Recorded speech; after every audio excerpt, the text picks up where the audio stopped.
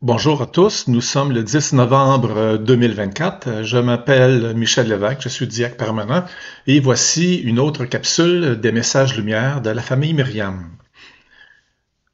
Aujourd'hui, vous allez constater que je suis seul. Maryse, mon épouse, a un petit empêchement. Donc, j'ai le plaisir de partager avec vous la parole de Dieu, celle qui est dans la liturgie d'aujourd'hui au niveau de la messe. C'est la première lecture. La lecture du premier livre des Rois au chapitre 17, on y parle de l'histoire du prophète Élie qui rencontre la veuve à Sarepta. C'est super intéressant de pouvoir regarder et prendre un certain moment pour méditer l'Ancien Testament parce que souvent dans l'Ancien Testament, on y trouve des éléments qui sont une préfiguration de la vie de Jésus elle-même.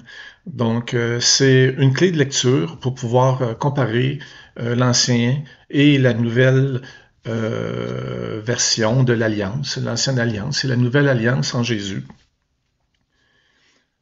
On se retrouve pour contextualiser le tout un peu à Sarepta. Sarepta, c'est une ville qui est en dehors d'Israël. C'est une ville qui fait partie aujourd'hui du Liban.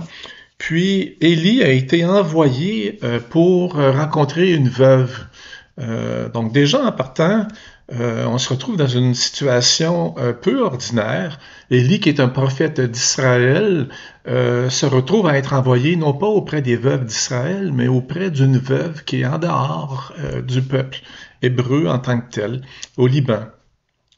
Puis Élie est envoyé à Sarepta. C'est une époque où il y a une grande sécheresse, il y a peu d'eau. C'est donc une époque où les cultures aussi sont bien minces. Il n'y a pas beaucoup de farine et d'huile aussi de disponible. Et on se rend compte, si on recule un petit peu dans le texte, un peu avant la lecture qui est présentée aujourd'hui, que Élie reçoit le pouvoir sur la pluie comme tel. C'est pas sans rappeler quand même ce texte-là, celui de Jésus qui rencontre la Samaritaine. Vous allez voir. On dit dans le texte, en ces jours-là, le prophète Élie partit pour Sarepta et il parvint à l'entrée de la ville. Une veuve ramassait du bois et il l'appela et lui dit, veux-tu me puiser avec ta cruche un peu d'eau pour que je boive? Ça nous rappelle la même demande de Jésus auprès de la Samaritaine qui était elle-même en dehors du peuple hébreu. Dans ce temps-là, dans le temps de Jésus, les Hébreux n'allaient même pas à la rencontre des Samaritains. Donc, Élie est envoyé par Dieu dans une autre peuplade, dans une autre population, une population qui se trouve avoir plusieurs divinités, notamment celle de Baal. Puis Baal était réputé pour être le dieu de la pluie et de la nature en tant que tel. Élie continue et lui demande à cette veuve, apporte-moi aussi un morceau de pain. Elle répond qu'elle n'a plus de pain. Elle jure même qu'elle n'a plus de pain. Elle dit qu'elle a seulement une jarre qui contient un peu de farine et qu'elle a aussi un autre contenant qui contient un peu d'huile. C'est tout ce qui lui reste. Elle dit à Élie, je vais aller ramasser 2 pièces de bois, sûrement pour faire le feu, et je rentre préparer pour moi et pour mon fils ce qui nous reste. Nous le mangerons et puis nous mourrons. C'est un drôle de texte quand même. Elle se réserve la nourriture pour elle-même, c'est ce qu'on comprend.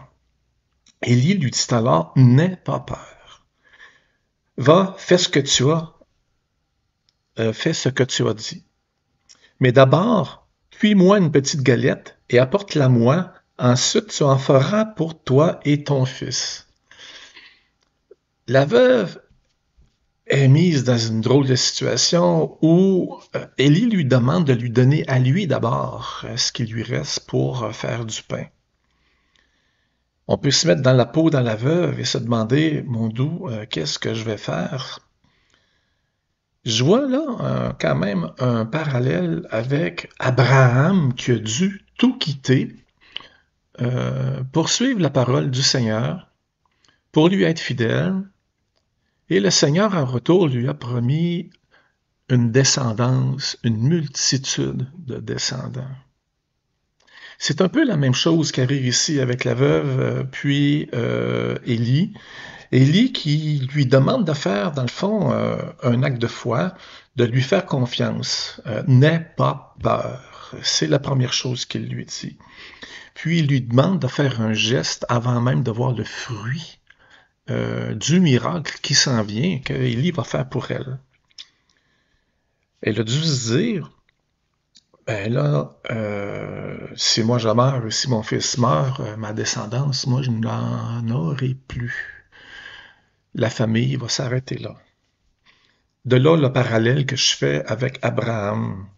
Mais le Seigneur est vraiment le plus fort, puis comme il a mandaté Élie, qui lui a donné le pouvoir sur la pluie, euh, Élie n'en est pas à son premier miracle d'ailleurs, il paraît qu'il en a fait à peu près 5, en tout cas, ce qu'on lit dans l'Ancien Testament. Euh, il lui dit, non, non, va, fais ce que je t'ai demandé, puis la jarre de farine ne s'épuisera point. Et la même chose pour l'huile, le vase d'huile ne se videra pas. Donc la femme est allée faire ce que Élie lui avait demandé, et on dit que pendant longtemps, le prophète elle-même et son fils eurent suffisamment de nourriture et que cette promesse a été réalisée. C'est quand même un texte qui porte la réflexion. Si je donne tout ce qui me reste, que va-t-il m'arriver? On peut bien donner, comme dans le texte de l'Évangile de cette même journée, le surplus de ce que l'on a, mais l'engagement n'est pas très profond. On donne le superflu. Mais dans le cas de cette autre veuve qui a dans l'Évangile, qui donne ses 2 piécettes, elle donne son superflu. Quand va-t-il lui arriver avec sa vie elle-même si elle donne ce superflu? Jésus semble vraiment s'émouvoir de cette situation et porte un jugement. Il dit que les plus riches, dans le fond, donnent le superflu. On ne sait pas, peut-être qu'un riche, à un bon moment donné, pourra donner son superflu et peut-être même un peu plus, couper vraiment dans ses besoins. Mais peut-être que ses besoins ne sont pas de la même nature et du même niveau que celle de la veuve et que, encore, qu'est-ce que ça veut dire donner mon superflu et ce qui me reste, c'est quoi? Moi, ça m'a fait réfléchir, puis ça me dit que ultimement, le dernier reste qui me reste, c'est mon cœur. L'appel que nous avons, c'est de livrer notre cœur complètement à Jésus. Et le fruit qui nous attend pour nous, c'est le salut de la vie éternelle. Mais qu'arrivera-t-il entre-temps? Bien, Jésus, comme Élie, nous donne un pain. C'est le pain de la vie, c'est le pain de la vie éternelle, le pain qui va être la nourriture pour notre âme, le pain qui va faire en sorte qu'on va pouvoir entrer en communion avec lui, unir nos deux natures d'une certaine manière, pour pouvoir tenir le coup, pour pouvoir lui offrir notre cœur, pour pouvoir accueillir le sien, pour pouvoir entrer en relation, prendre conscience de sa présence, mais aussi en même temps pour pouvoir réaliser cette même communion, cette même connexion avec Jésus que mes frères et mes sœurs qui m'accompagnent lors de la célébration eucharistique. Donc, c'est là un grand miracle, c'est ce qui va nous permettre de continuer dans le temps, un peu comme le miracle d'Élie avec la veuve de Sarepta. Ça dure longtemps, en fait, ça dure jusqu'au moment où la promesse de la vie éternelle va se réaliser, c'est-à-dire celle de la plénitude de la réalisation de qui nous sommes comme fils et comme filles de Dieu. Donc, nous sommes invités à attendre patiemment, à donner complètement notre cœur, à participer à l'Eucharistie pour pouvoir accueillir le cœur de Jésus, partager le nôtre, recueillir les forces nécessaires pour pouvoir continuer dans le temps de notre vie, continuer à donner le meilleur de nous-mêmes, mais aussi notre superflu, puis aussi notre petit reste, notre cœur, carrément. C'est ainsi que je vous laisse sur cette méditation.